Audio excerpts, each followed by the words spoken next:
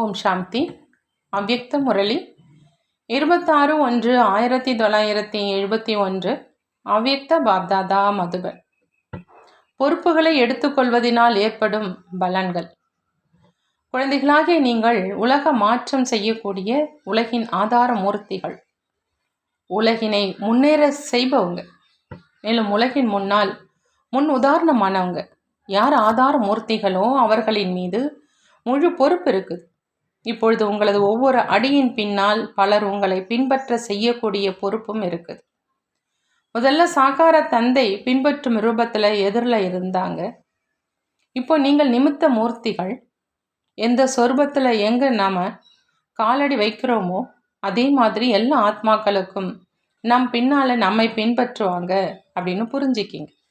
இந்த பொறுப்பு உங்களுக்கு இருக்குது. அனைத்து ஆத்மாக்களையும் முன்னேற்றக்கூடியவராக ஆகிறதுனால அனைத்து ஆத்மாக்களினுடைய ஆசிகளும் கிடைக்குது. அதனால் லேசான தன்மையும் ஏற்படுது, உதவியும் கிடைக்குது. இதன் காரணமாக பொறுப்பு லகுவாக ஆகிடுது. பெரிய காரியம் செய்து கொண்டிருந்தாலும் யாரோ செய்வித்து கொண்டிருப்பது போன்ற அனுபவம் ஏற்படும். மேலும் இந்த பொறுப்பு களைப்பினையும் போக்கக்கூடியதாக ஆகுது. ஓய்வாக இருப்பதை மனம் அனுபவிப்பது கிடையாது. பொறுப்பு ஏற்பது ஸ்திதியை உருவாக்க மிகவும் உதவுது. பாப்தாதா மகாரதி குழந்தைகளை பார்க்கும் பொழுது அனைவரது நிகழ்கால சொரூபம், இந்த பிறவியின் இறுதி சொரூபம் மற்றும் அடுத்த பிறவியின் எதிர்கால சொரூபம் ஆகிய மூன்றுமே அவர் முன்னால் வருது.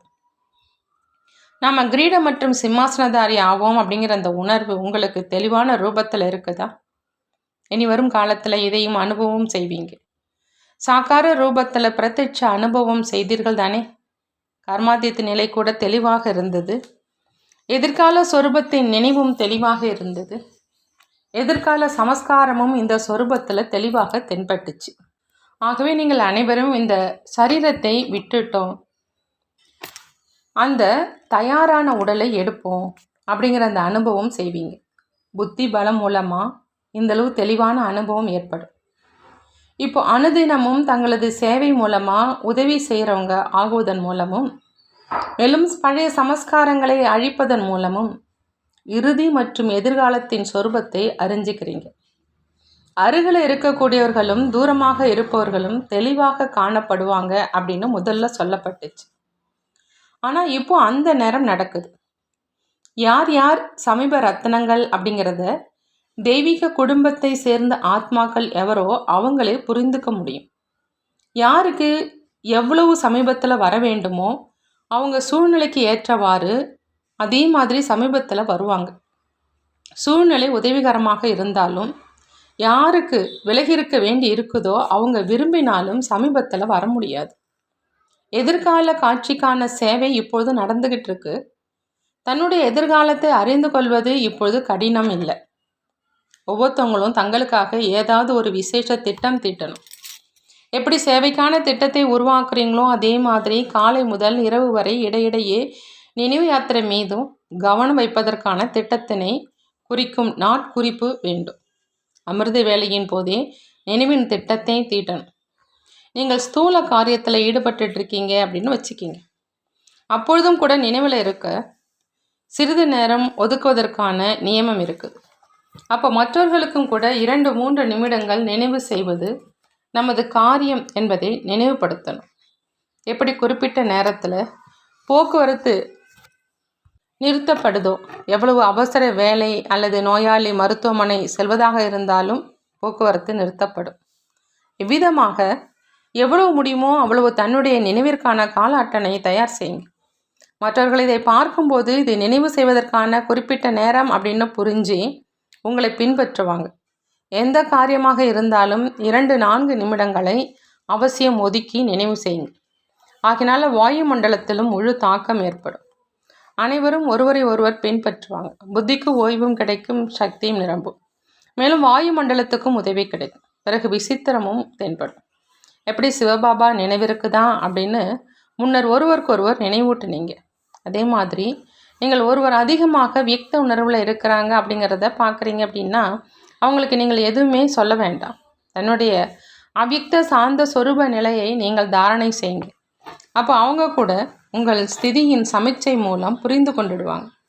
ஆகினால வாயு மண்டலமும் சிறிது அவ்யக்தமாக இருக்கும். உங்களது இறுதி நிலை சாட்சாத்கார மூர்த்தி நிலை ஆகும். எந்த அளவுக்கு சாட்சாத்கார மூர்த்தி ஆவீங்களோ அந்த அளவுக்கு சாட்சாத் மூர்த்தியாக ஆவீங்க. அனைவரும் சாட்சாத் மூர்த்தி ஆகும் பொழுதே சமஸ்காரம் கூட சாட்சாத் மூர்த்திக்கு சமமாக ஆகிடும்.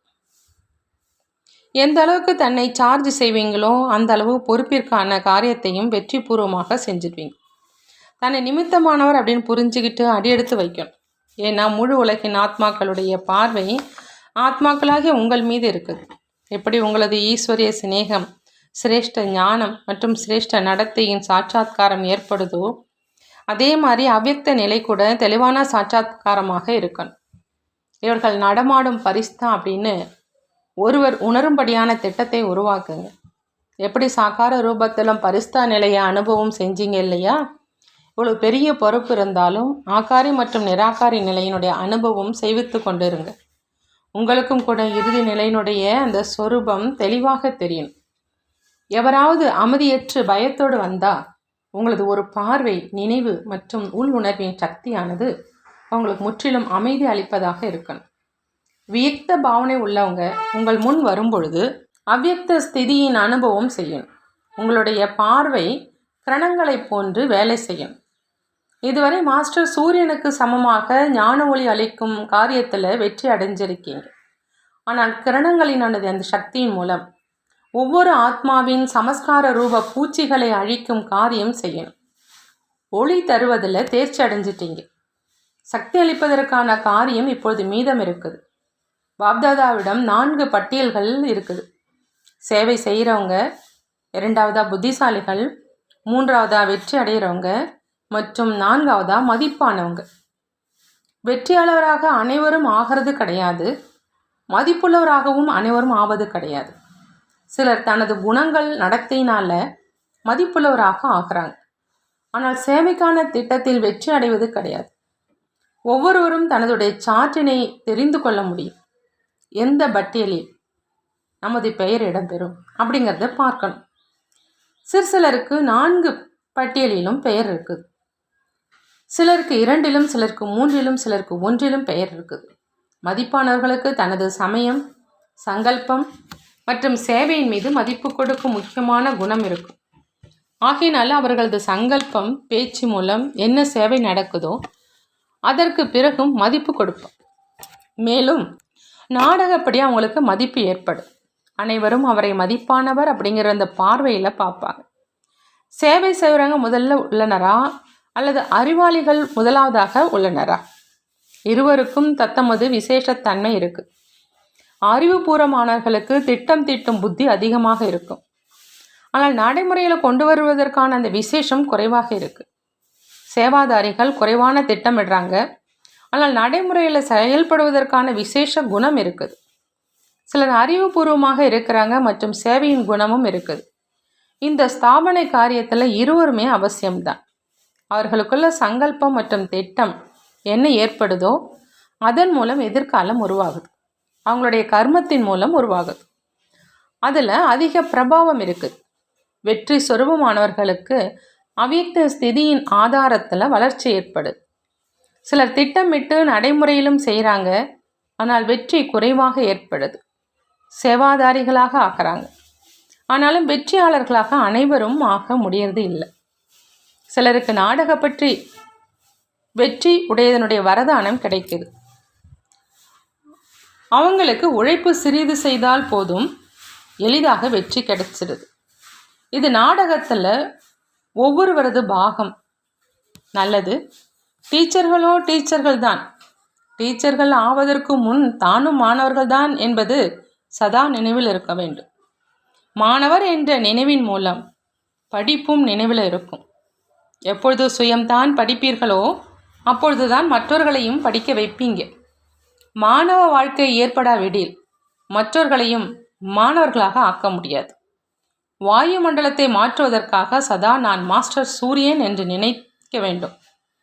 சூரியனுடைய காரியம் எது? ஒன்று வெளிச்சம் தருவது, மற்றொன்று பூச்சிகளை அழிப்பது. ஆகவே எனது நடவடிக்கை என்ற கரணங்களினால் இந்த 2 காரியங்கள் நடக்கின்றன என்று சதா புரிந்து கொள்ள வேண்டும். அனைத்து ஆத்மாக்களுக்கும் வெளிச்சமும் கிடைக்க வேண்டும், குப்பைகளும் அழிய வேண்டும். வெளிச்சம் கிடைத்தும் குப்பைகள் அழியவில்லை அப்படின்னா எனது கிரணங்களில் சக்தி இல்லை அப்படின்னு புரிஞ்சுக்கிங்க. சூரியன் பிரகாசமாக இல்லை என்றால் புழிப்பூச்சிகள் அழியாது. எனக்குள்ள சக்தி குறைவாக இருந்தால் ஞான ஒளிப்பட்டும் பழைய சமஸ்கார ரூப கிருமிகள் அழியாது. எவ்வளவு சக்தி வாய்ந்ததாக இருக்குமோ அவ்வளவு விரைவில் அழியும். சக்தி குறைவாக இருந்தால் நேரம் அதிகமாகும். ஆகவே சக்திசாலியாக ஆக வேண்டும். எழுத படிக்க தெரியாது என்று எண்ணாதீர்கள். சிருஷ்டியின் ஞானம் படித்தாலே போதும். அதில் அனைத்தும் அடங்கியுள்ளது. நல்லது. ஓம் சாந்தி.